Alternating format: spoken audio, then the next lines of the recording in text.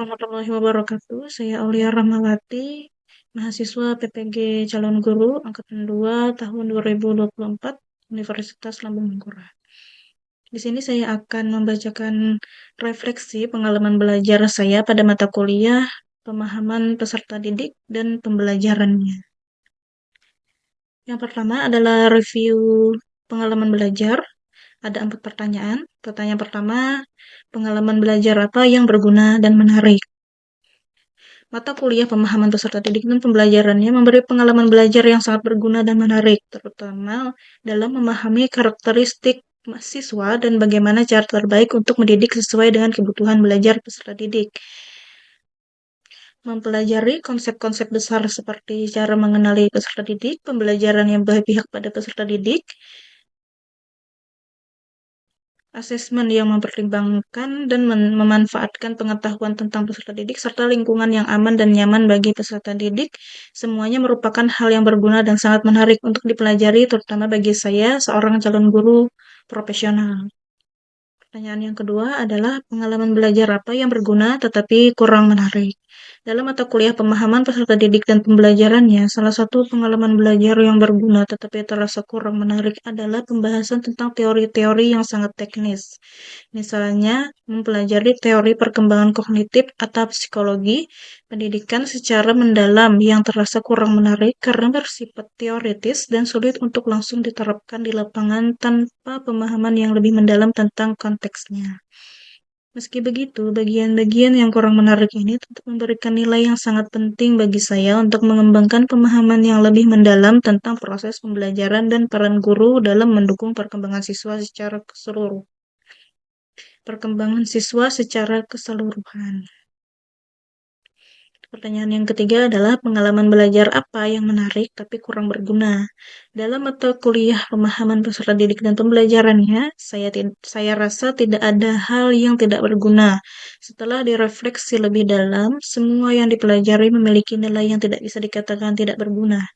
Mempelajari konsep-konsep besar seperti cara mengenali peserta didik, pembelajaran yang berpihak pada peserta didik, asesmen yang sesuai dengan tingkat kemampuan peserta didik, serta pembelajaran yang aman dan nyaman bagi peserta didik, semuanya merupakan hal yang berguna dan bisa saja menjadi menarik saat kita menemukan cara yang tepat dalam menerapkan beberapa yang terasa terlalu teoritis. Kemudian pertanyaan yang keempat, pengalaman belajar apa yang tidak menarik dan tidak berguna dalam konteks sebagai calon guru. Dalam konteks sebagai calon guru, saya menghargai semua pengalaman belajar pada mata kuliah pemahaman peserta didik dan pembelajarannya. Semua pengalaman terasa sangat berharga dan berguna sehingga tidak ada pengalaman yang tidak berguna meskipun beberapa kurang menarik dari sudut pandang saya pribadi. Kemudian kita lanjutkan kepada refleksi pengalaman belajar. Pertanyaan pertama, apa yang telah terjadi?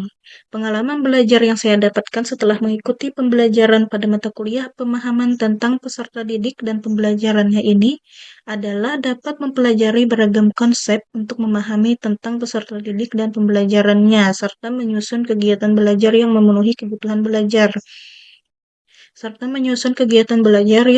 kebutuhan belajar peserta didik berdasarkan latar belakang peserta didik. Pertanyaan yang kedua, mengapa hal tersebut dapat terjadi? Hal tersebut dapat terjadi karena pada mata kuliah pemahaman tentang peserta didik dan pembelajarannya, proses perkuliahan dilakukan dengan mendiskusikan rancangan pelaksanaan pembelajaran atau RPP atau lesson planner. Kegiatan tersebut memantik pengetahuan awal bagaimana saya sebagai seorang calon guru dapat memahami kebutuhan peserta didik dan merancang pembelajaran yang berpihak pada peserta didik.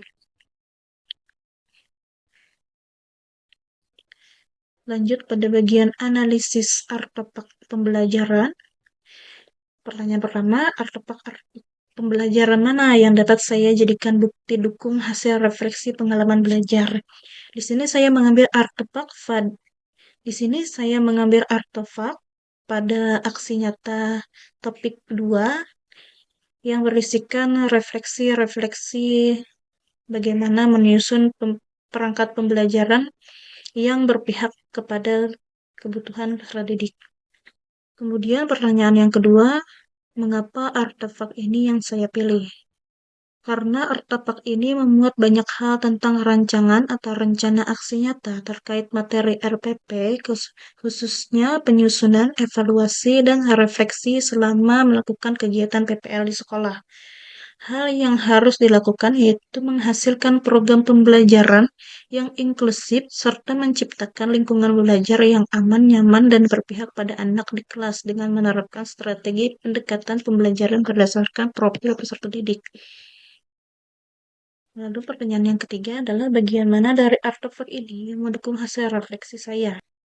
Hasil dari penyelesaian artefak ini secara keseluruhan mendukung hasil refleksi saya, terlebih pada poin penerapan strategi pendekatan pembelajaran yang kontekstual atau sesuai dengan kebutuhan peserta didik. Bagian yang terakhir adalah rumusan hasil refleksi berupa pembelajaran bermakna. Pertanyaannya, apabila saya mengajar atau membahas topik ini dengan mempertimbangkan prinsip pembelajaran bermakna yang berpusat kepada siswa, perubahan apa yang akan saya lakukan? Setelah melakukan refleksi, rancangan atau rencana aksi nyata terkait materi RPP khususnya penyusunan, evaluasi, dan refleksi selama melakukan kegiatan PPL, di sekolah ke depannya saya akan berusaha menciptakan lingkungan belajar yang aman, nyaman, dan berpihak pada peserta didik di kelas dengan menerapkan strategi pendekatan pembelajaran berdasarkan profil peserta didik, menerapkan strategi peserta didik menerapkan strategi pendekatan pembelajaran yang kontekstual atau sesuai kebutuhan peserta didik.